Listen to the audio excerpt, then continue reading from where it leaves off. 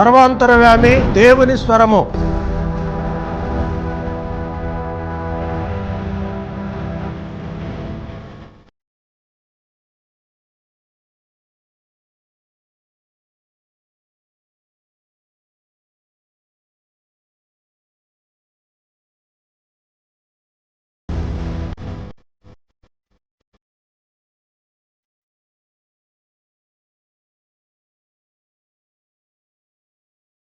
ప్రార్థన.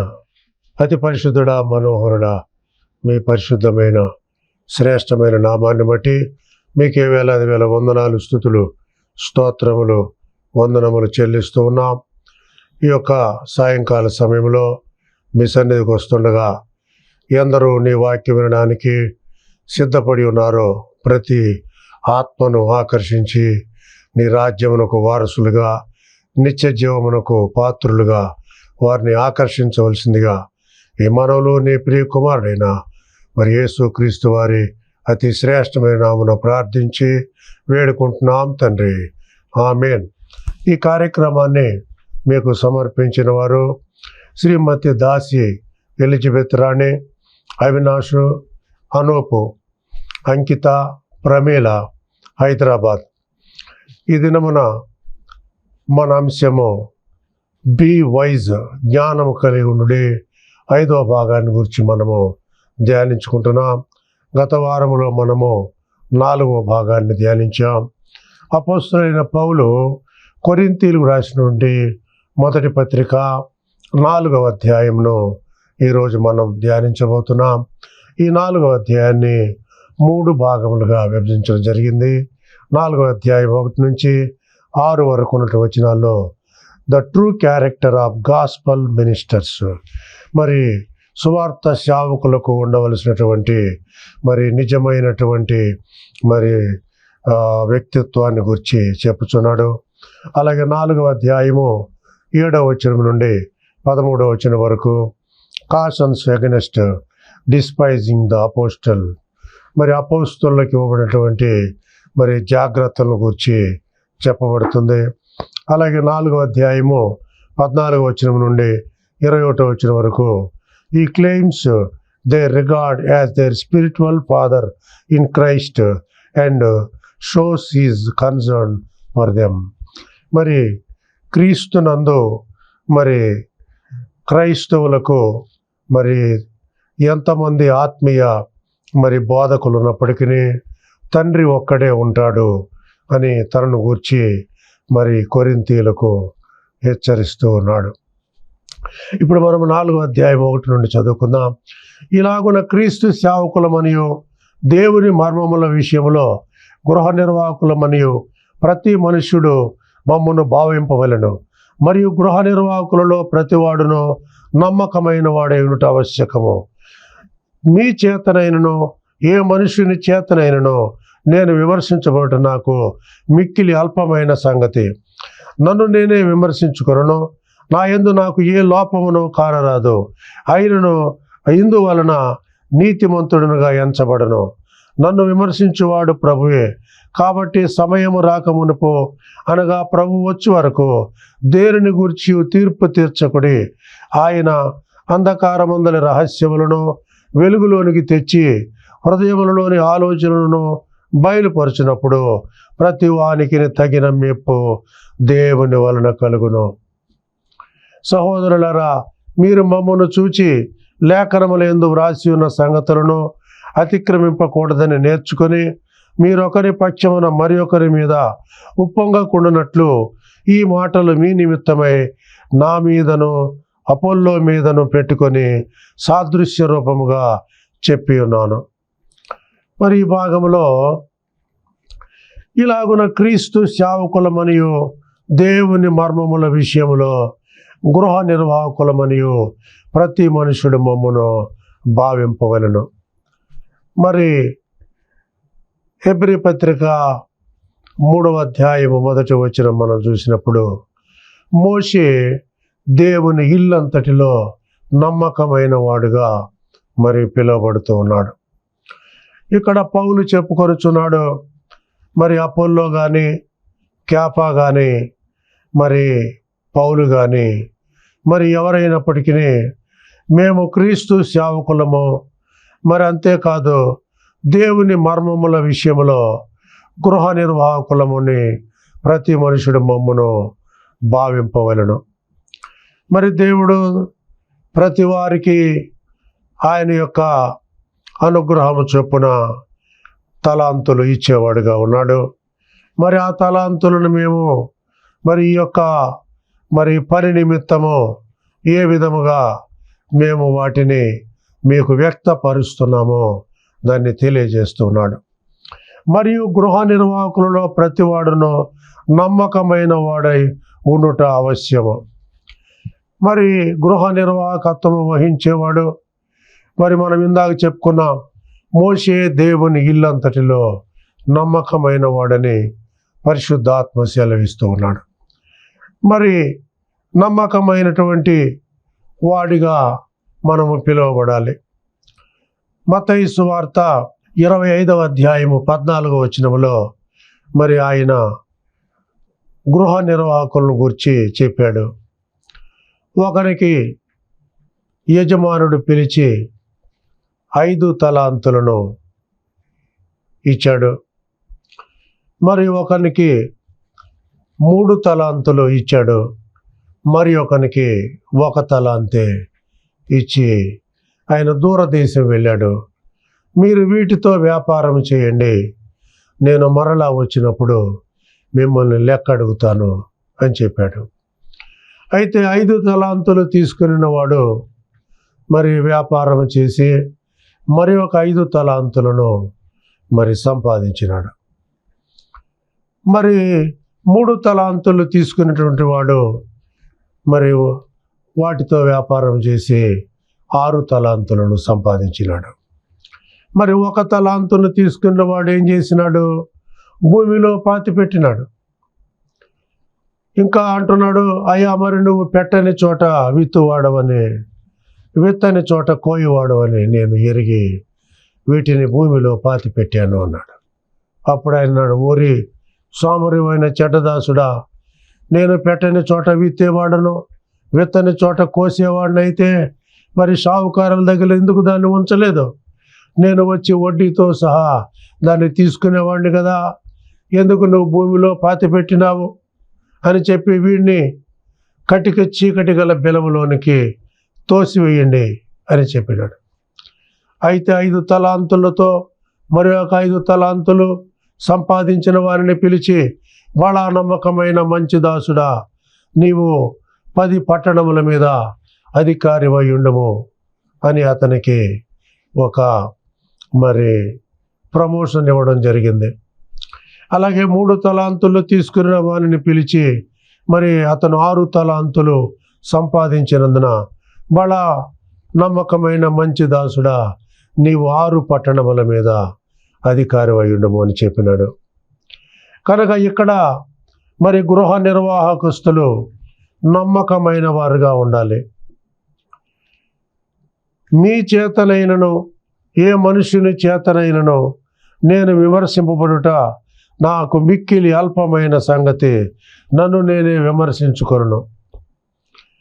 మరి ఎవరి చేతను పౌలు విమర్శించబడే వ్యక్తిత్వము లోపము ఆయనలో లేదు అని చెప్పుచున్నాడు.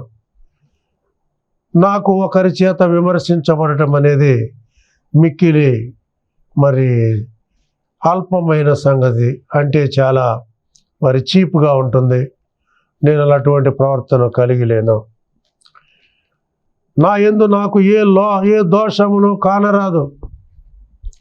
నన్ను నేను పరిశీలన చేసుకొనుచున్నప్పుడు పౌలు అంటున్నాడు, మేము దినమంతా దేవుని సన్నిధిలో నన్ను నేను నల్లగొట్టుకుంటున్నాను. కనుక నేను మా బాహ్య పురుషుడు కృషించుచున్నను, ఆంతర్య పురుషుడు దినదినము నూతనపరచబడుతూ ఉన్నాడు. కనుక మరి మమ్మల్ని మేము నలగొట్టుకుంటున్నాము.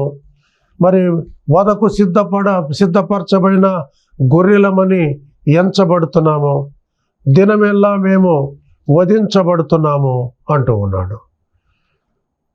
మరి మాలో ఏదైనా గర్వము, అహంభావము లేదా పొగరబోతుతనము, హెచ్చింపు మాలో ఏమైనా కలుగుతుందేమో అని నన్ను నేను నలగగొట్టుకొనుచున్నాను.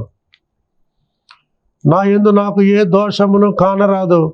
అయినను ఇందువలన నీతిమంతుడిగా ఎంచబడను. నన్ను విమర్శించువాడు ప్రభువే.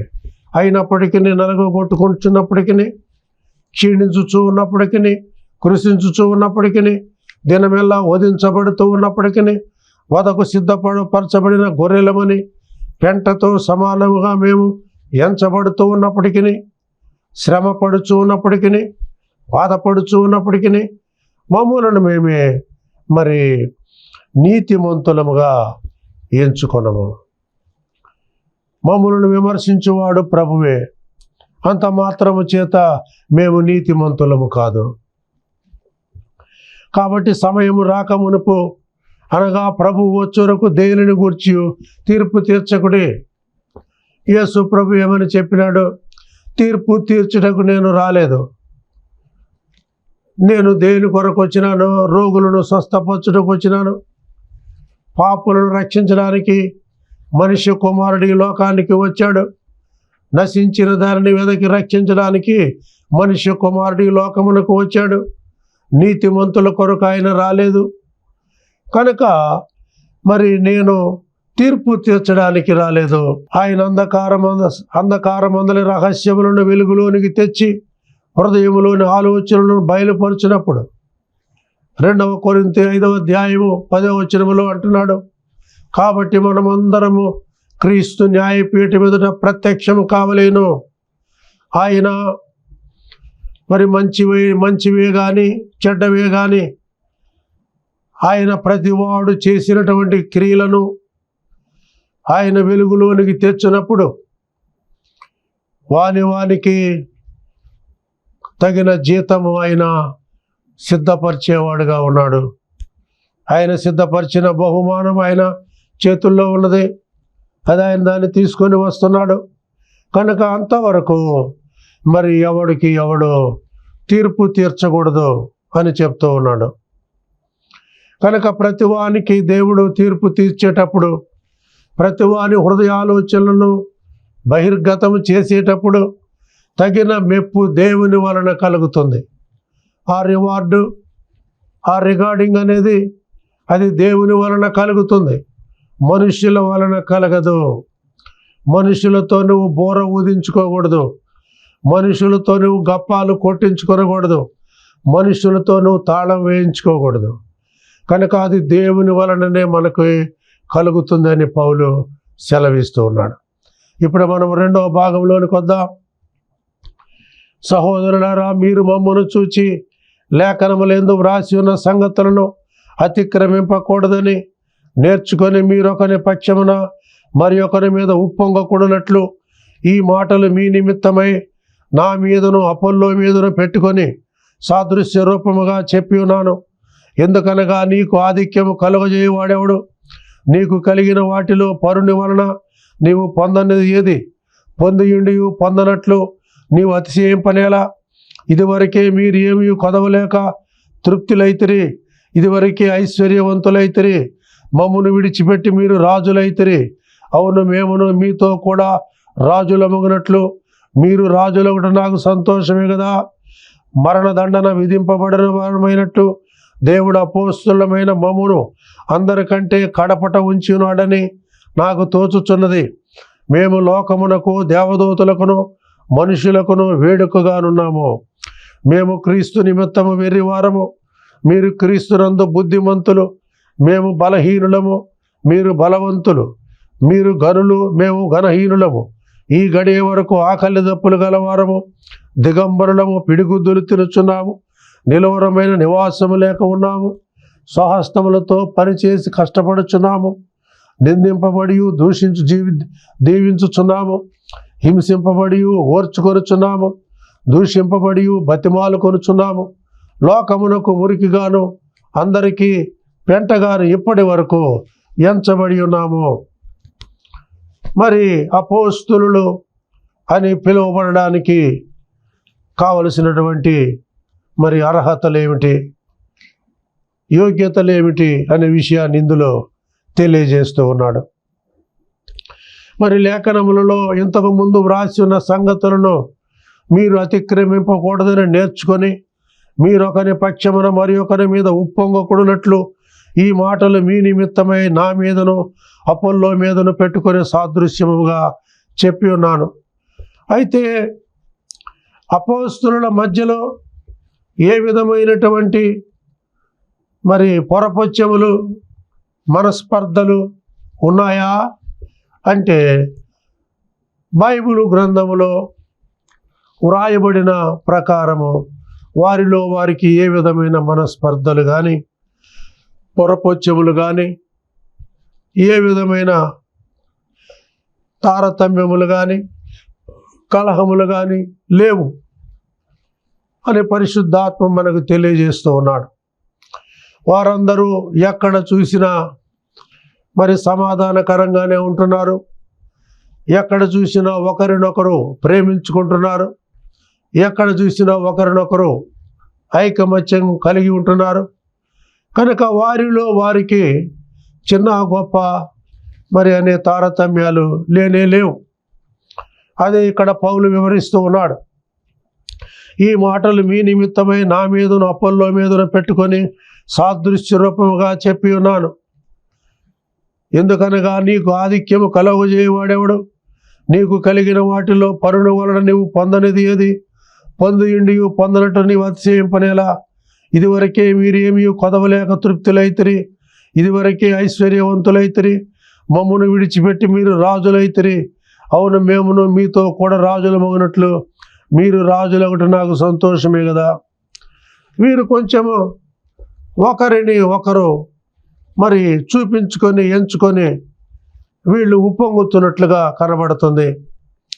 అయితే ఇది అపోస్తుల మధ్యలో ఎటువంటి భేదము లేదు, కానీ మరి సంఘ విశ్వాసుల్లోనే ఈ భిన్నాభిప్రాయాలు భేదాభిప్రాయాలు వారు కలిగి ఉన్నట్లుగా పౌలు చెప్పుచున్నాడు. మరి మీరు పొంది ఉండి కూడా పొందనట్లుగా మీరు అతిశయిస్తున్నారు. మీరు రాజులైనామని మీరు తలస్తూ ఉన్నారు. మమ్మల్ని విడిచిపెట్టి మీరు ఐశ్వర్యవంతులమైపోయామని మీరు తలస్తూ ఉన్నారు. అరే, అలా మీరు ఐశ్వర్యవంతులు అవటం, మీరు రాజులు అవడం మాకు సంతోషమే కదా. ఎందుకంటే మిమ్మల్ని దేవుడు రాజులుగా చేసినప్పుడు మరి మమ్మల్ని కూడా రాజులుగానే చేస్తాడు కదా. మిమ్మల్ని దేవుడు ఐశ్వర్యవంతులుగా మార్చినప్పుడు మమ్మల్ని కూడా ఐశ్వర్యవంతులుగానే మారుస్తాడు కదా. అలా జరగడం నాకు సంతోషమే. మరణదండన విధింపబడిన వారమైనట్టు దేవుడు అపోస్తులమైన మమ్మను అందరికంటే కడపట ఉంచున్నాడని నాకు తోచున్నది. అపోస్తులుడు అనే బాధ్యత చాలా గురుతరమైన బాధ్యత. అది ఎంత కఠినమైనదంటే మరి పౌలు అగ్రిప్ప దగ్గర అలాగే కైసరు దగ్గర సంకెళ్లతో మరి బంధించబడి ఆయన్ని తీసుకొచ్చారు. కనుక అగ్రిప్ప అంటున్నాడు, పౌలా, నీవు నన్ను ఇంత సులభముగా క్రైస్తవుని చేజూచున్నావే అంటూ ఉన్నాడు. అప్పుడు పౌలు అంటున్నాడు, అగ్రిప్ప రాజా, ఈ సంఖ్యలు తప్ప నా వలె ఉండుట నీకు మేలని అనుకుంటున్నాను, సులభముగాను దుర్లభముగాను అంటూ ఉన్నాడు. కనుక మరి క్రైస్తవులం అవడం అనేది ఈ లోకానికి కాదు, ఈ లోకములో మేలు అనుభవించడానికి కాదు. క్రైస్తవులము దేనికి అవ్వాలి అంటే రాబోయే లోకములో మనకు కలగబోయే ఆ యొక్క మరి ఘనత మహిమ ప్రభావము కొరకు మనము క్రైస్తవులము కావలసి ఉంది, అపోస్తులము కావలసి ఉంది. మరి దాని కొరకే మేము అందరికంటే తక్కువగా ఎంచబడుతున్నాము. మరి మరణమునకు శిక్ష విధించబడిన వారమైనట్టు మేము మరి అందరికంటే కడపట ఉన్నాము అంటూ ఉన్నాడు. The last is first, the first is lost అన్నాడు. కడపటి వారు మొదటి వారు అవుతారు, మొదటి వారు కడపటి వారు అవుతారు. కనుక మమ్మల్ని కడపట ఉంచాడు. మేము అందరికంటే ముందు ఉండాలి అంటే అందరికంటే మేము కడపట ఉండాలి. అందుకని యేసుప్రభు చెప్పినాడు, తన్ను తాను హెచ్చించుకునేవాడు తగ్గించబడును, తన్ను తాను తగ్గించుకునేవాడు హెచ్చించబడును. నువ్వు ఎంత లోతుగా తగ్గించుకుంటే అంతగా నీవు హెచ్చించబడతావని లేఖనం సెలవిస్తుంది. మేము క్రీస్తు నిమిత్తము వెర్రివారము, మీరు క్రీస్తునందు బుద్ధిమంతులు. మేము బలహీనులము, మీరు బలవంతులు. మీరు గనులు, మేము ఘనహీనులము. ఇక్కడ పౌలు తను తాను తగ్గించుకోవడం కాదు కానీ మరి వారికి ఉన్న అతిశయాన్ని మరి ఇక్కడ బహిర్గతం చేస్తున్నాడు. మరి మేము వెర్రివారంగా కనబడుతున్నాం, మీరేమో బుద్ధిమంతులుగా కనబడుతున్నారు. మేము బలహీనులుగా కనబడుతున్నాం, మీరు బలవంతులుగా కనబడుతున్నారు. మేము ఘనహీనులుగా కనబడుతున్నాం, మీరు గనులుగా కనబడుతున్నారు అంటున్నాడు. కనుక ప్రకటించిన వారు ప్రకటించిన తరువాత ఎవరైతే మార్చబడ్డారో వాళ్ళు ప్రకటించిన వారిని విడిచిపెట్టి అతిశయపడుతున్నారు. ఇక్కడ కొరింథీయులతో పౌలు మాట్లాడుతున్నాడు. ఈ గడియ వరకు ఆకలి దప్పులు గలవారము, దిగంబరులము, పిడిగుద్దులు తినుచున్నాము. మరి మీరు ఇలా అతిశయపడుతున్నారు. మేము బలవంతులం అంటున్నారు, మేము బుద్ధిమంతులం అంటున్నారు, మేము గనులము అంటున్నారు మీరు. మరి మేమైతే మా పరిస్థితి ఎలా ఉందో చెప్తున్నాడు. ఈ గడియ వరకు ఆకలి దప్పులు గలవారు, మీరు ఐశ్వర్యవంతులు, మీరు రాజులు. మేమైతే ఇప్పటి వరకు ఆకలి దప్పులతో ఉంటున్నాం. ఆహారము మేము తెచ్చుకుంటేనే, కష్టపడి తెచ్చుకుంటేనే ఆహారము. దిగంబరులము, కష్టపడితేనే వస్త్రాలు, సరైన వస్త్రాలు లేవు. పిడిగుద్దులు తినుచున్నాము. మరి పౌలు అనేక సమాజ మందిరాల్లోనికి, సునగోగుల పాఠశాలలోనికి వెళ్ళి వాక్యాన్ని బోధించినప్పుడు అనేక చోట్ల దెబ్బలు తిన్నాడు, అనేక చోట్ల అవమానపరచబడ్డాడు, కొట్టబడ్డాడు, ఈడవబడ్డాడు, బయటికి విసిరవేయబడినాడు. మరి ఇప్పుడు వరకు మేము ఎక్కడ చూసినా ఇలాంటి అవమానాలు ఎదుర్కొంటున్నాం. నిలువరమైన నివాసము లేక ఉన్నాం. పౌలు 3 సంవత్సరములు అద్దె ఇంట్లో ఉన్నాడని అపోస్తుల కార్యం 28వ అధ్యాయంలో మనం చూస్తాం. సొంత ఇల్లు లేదు. అసలైతే పౌలు వాస్తవంగా చూసినప్పుడు, పౌలు సౌలుగా ఉన్నప్పుడు అతని పరిస్థితి ఏంటి అని చరిత్ర చెప్తుందంటే, అతను గొప్ప ధనవంతుని కుమారుడు, తార్సువాడైనటువంటి పౌలు. మరి ఆ పట్టణంలో పౌలు తండ్రికి గొప్ప గొప్ప ఓడలు ఉన్నాయంట. పౌలు గొప్ప మేధావి. అతను సలహా ఇస్తే ఎందరో రాజులు ఆయన కొరకు ఎదురు చూసేవారు, ఎన్నో బహుమానాలు ఆయనకు పంపించేవారు. మరి ఆ రోజుల్లోనే రోమా పౌరసత్వాన్ని తీసుకున్నాడు తన తండ్రి. తార్సు యూనివర్సిటీలో చదివాడు. గమాలియేలు పాదముల యొద్ద ధర్మశాస్త్రాన్ని క్షుణ్ణంగా నేర్చుకున్నాడు. బెన్యామీను వంశస్థుడు, పరిసయ్యుల సంతతికి చెందినవాడు. ఇన్ని గొప్ప టాలెంట్స్ ఉన్నటువంటి ఇంత గొప్ప రిచ్ మ్యాన్ క్రీస్తును అంగీకరించిన తర్వాత అతని పరిస్థితి ఏమిటంటే, ఆహారం లేదు, వస్త్రములు లేవు, ఉండటానికి ఇల్లు కూడా లేదు. ఈ రోజుల్లో మరి ఇలాంటి సేవకులు ఉన్నారా అని మనము పరిశీలన చేసుకోవాలి. స్వహస్తములతో పనిచేసి కష్టపడుతున్నాం. మరి పౌలు ఎంత మాదిరిగా ఉన్నాడంటే, కూడా డేరాలు కొట్టి సువార్తను మరి ఎఫెస్సులో ప్రకటించానని ఎఫెస్సు వారికి చెప్తున్నాడు. 3 సంవత్సరాలు నేను పనిచేసి మీకు మా కష్టార్జితము భుజించుచు దివారాత్రులు మీకు వాక్యమును బోధించాం అని పౌలు ఎఫెస్ సంఘంతో చెప్తున్నాడు. ఎక్కడికి వెళ్ళినా, కొరింథు వెళ్ళినా, కొరింథులో 18 నెలలు ఉన్నాడు. డేరాలు కుట్టాడు. అకుల, ప్రిస్కిల్లా అని వారితో కూడా ఇతను పనిచేసి ఆహారాన్ని తెచ్చుకున్నాడు. కష్టపడి కొరింథీయులకు సువార్తను ప్రకటించాడు. కనుక మేము పనిచేసి కష్టపడుతున్నాం, నిందింపబడి దీవించుచున్నాం. మరి మేము ఒకవేళ ఈ సువార్త నిమిత్తము నిందించబడుతున్నాం, యూదుల చేత అటు గ్రీకుల చేత నిందించబడుతున్నాం, హింసింపబడి ఓర్చుకొనుచున్నాం. అనేక చోట్ల హింసలు ఎదురవుతున్నాయి, పెర్సిక్యూషన్, దూషింపబడి బతిమాలు కొనుచున్నాం. తిడుతున్నాం, మేము బతిమాలుతున్నాం. లోకమునకు మురికిగా, అందరికీ పెంటగా ఇప్పటి వరకు ఎంచబడి డినాయిడ్ దెమ్సెల్వ్స్. ప్రార్థన చేసుకుందాం.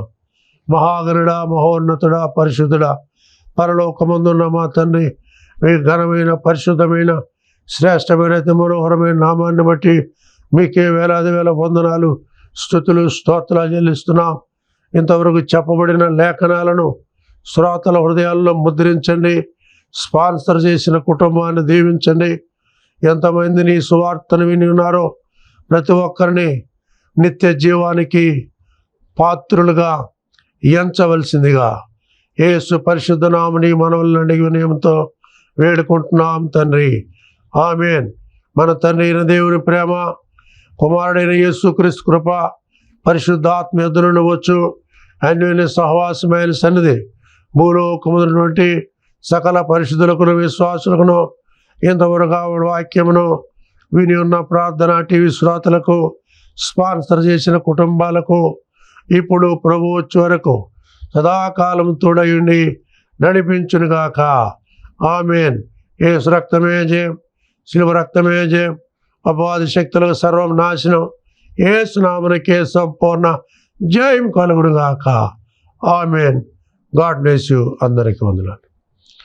మీ అందరికీ క్రిస్మస్ మరియు నూతన సంవత్సర శుభాకాంక్షలు. మే గాడ్ బ్లెస్ యూ అందరికీ.